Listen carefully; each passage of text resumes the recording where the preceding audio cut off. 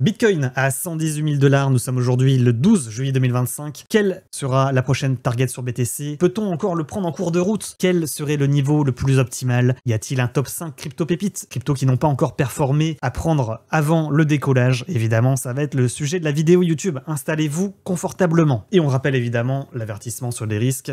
Ce contenu n'est pas un conseil d'investissement. Vous risquez des pertes financières. Les crypto-monnaies sont des actifs extrêmement volatiles. Investissez et ne tradez que l'argent que vous êtes prêt à perdre. Donc c'est parti. On débute directement par BTC. BTC, on rappelle la grosse structure long terme.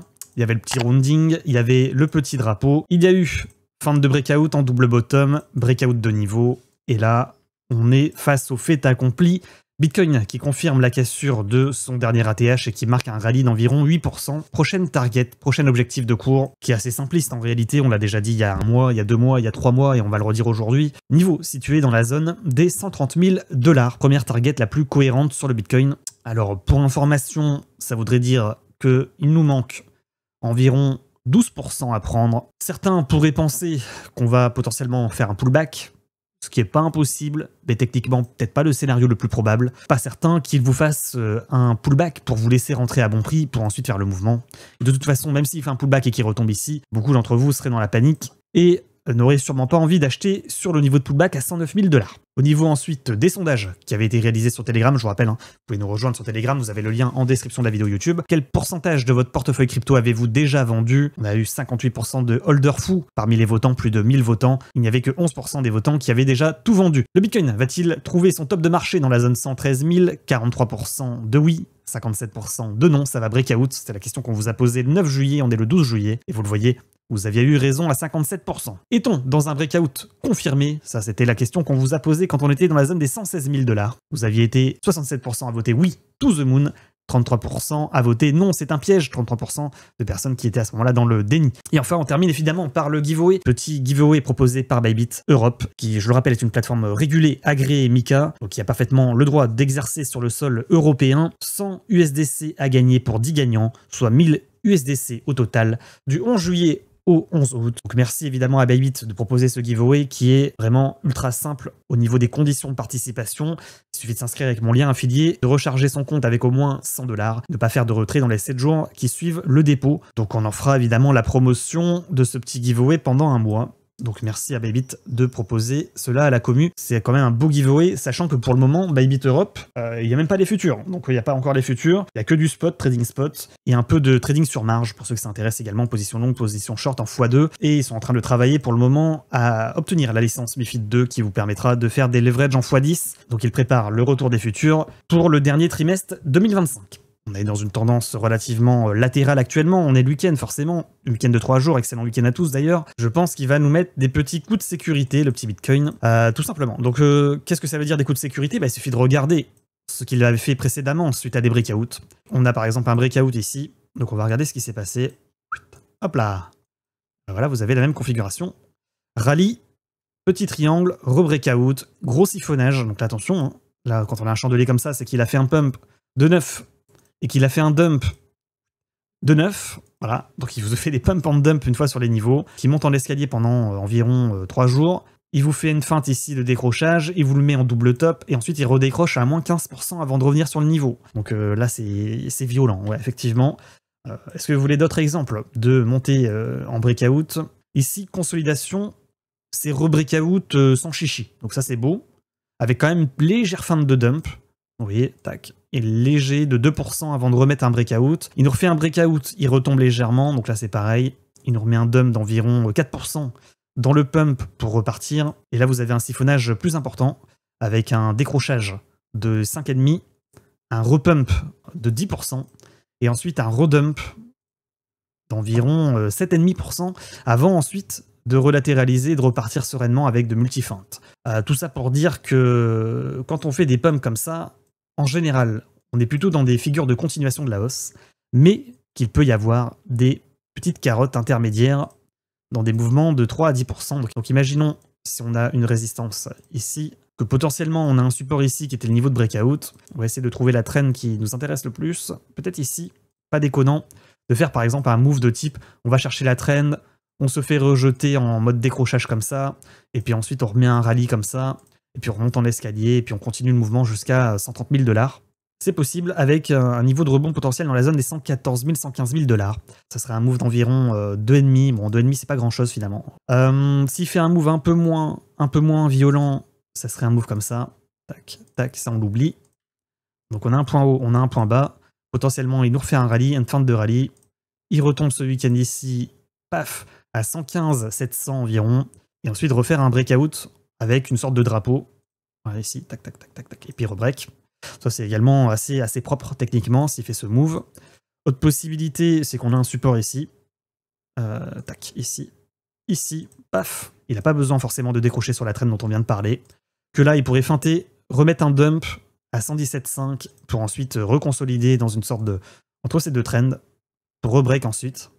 Capstable, qui n'a pas encore tout à fait touché le niveau, pourrait contrebalancer l'analyse qu'on vient de faire sur BTC, parce que, en fait, là, on va retomber sur un niveau de support sur Capstable. Ça veut dire quoi? Ça veut dire que si on touche un niveau de support sur Capstable, ça veut dire que potentiellement, il y a un niveau de résistance sur le Bitcoin.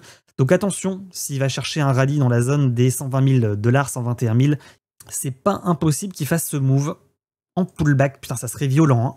Ça serait violent parce que ce serait un mouvement d'environ 9% à la baisse.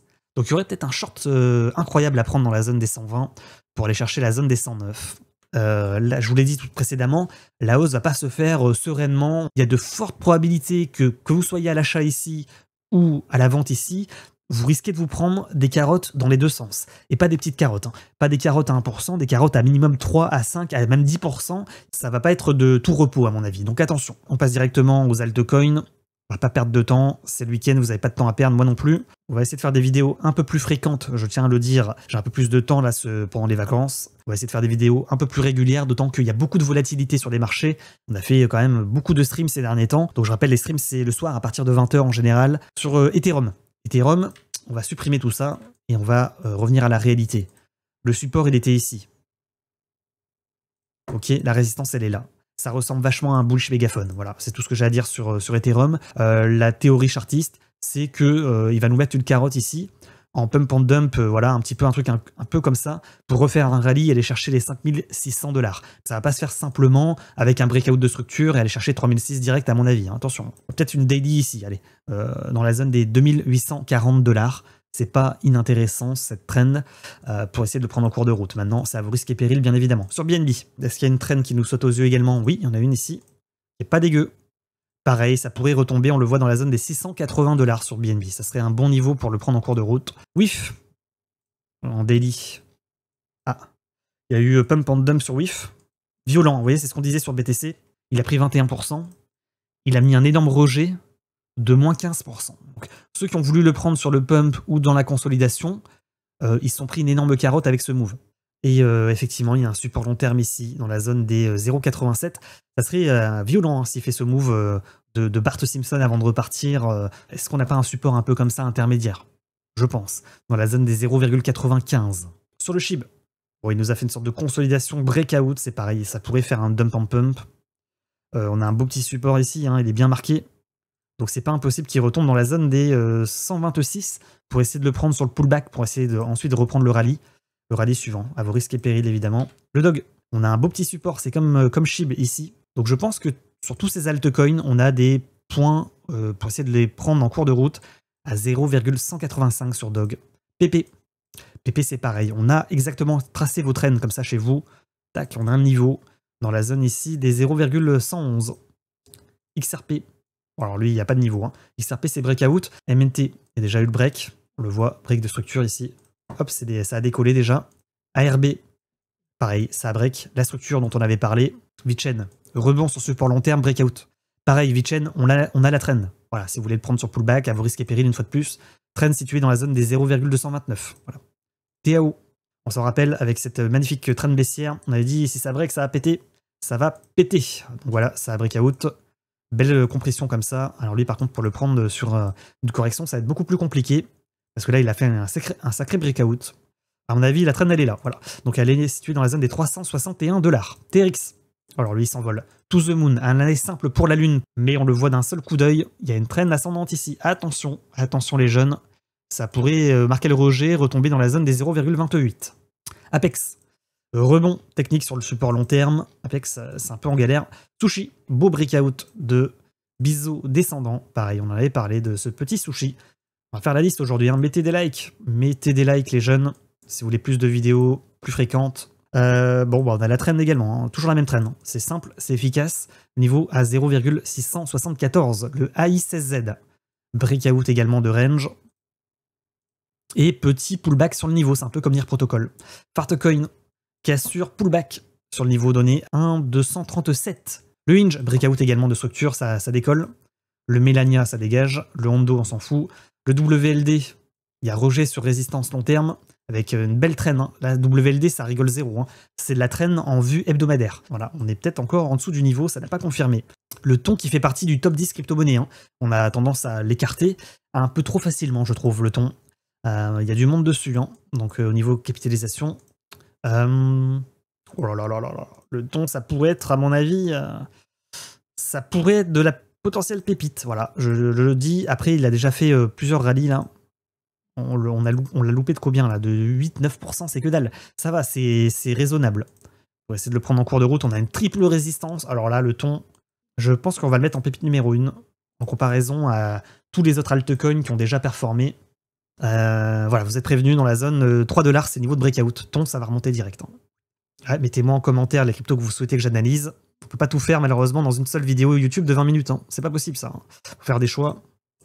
Luna, le rare. Oh là là, le rarible. Et ça va péter. Péter. Péter, hein. Ça va péter le rarible. Hein. Rare, ça remonte. C'est pareil, on va lui mettre la pastille. Alors, Chili's. Bon, rebond sur support long terme, c'est essayer de remonter. Bon, après, à vos risques et périls, le AVE, rejet sur résistance dont on avait parlé, c'est chirurgical. Hein. C'est chirurgical, hein. Regardez-moi ça. On est presque sur le niveau là. Hein. C'est parfait. Hein. Le rune, ça galère un peu. Le sui, il arrive sur résistance. Le theta, double bottom, ça essaie de remonter, d'aller chercher la ligne de coup. Le LTC, ça galère, ça va rechercher la résistance à 105 $ environ. Le ADA Cardano, qui nous met un méga rallye sur la semaine et qui galère sur résistance maintenant. Le Atom, belle latéralisation en compression avec une bande de Bollinger, à mon avis, comprimée. Le Atom, ça remonte. Voilà, c'est la pastille. Le Chainlink. Je propose après qu'on regarde tous les altcoins avec les bandes de Bollinger rapidement. Il s'approche du niveau fatidique à 16 $. Pareil, Chainlink, c'est pas dégueu. Je pense qu'on est pas mal. Top 5 pépites peut-être pour terminer mon ton, c'est pépite numéro 1. Hein. Rare, c'est, à mon avis, c'est dans le numéro 2. WLD, je pense, c'est peut-être numéro 3. Chainlink, ça va être numéro 4, je pense. Et puis après, dans le top 10, bon, évidemment, il y a Ethereum avec un bullish mégaphone. Peut-être le fait. Peut-être le fait. Allez, on pourrait mettre le fait aussi dans le top 4, peut-être. Pas si dégueu. Je pense qu'on va partir sur ça au niveau altcoin ultra risqué en pépite potentielle. Thon, rare, link, fait. Peut-être WLD aussi. C'est tout pour moi, je pense qu'on est complet sur BTC. Donc des belles images et évidemment une breakout de structure en vue long terme dans la zone des 109, 110. Donc là on est dans une autre configuration, on est dans une configuration ultra bull. Hein. Franchement il y a de bonnes probas qu'on allait chercher la prochaine target dans la zone des 130 000 $. Les jeunes, n'oubliez pas que vous avez le petit concours Bybit. Si ça vous intéresse, je vous mettrai le lien en description ainsi qu'en commentaire épinglé. 100 USDC à gagner pour 10 gagnants, donc n'hésitez pas. Je rends l'antenne, bon week-end, ciao ciao.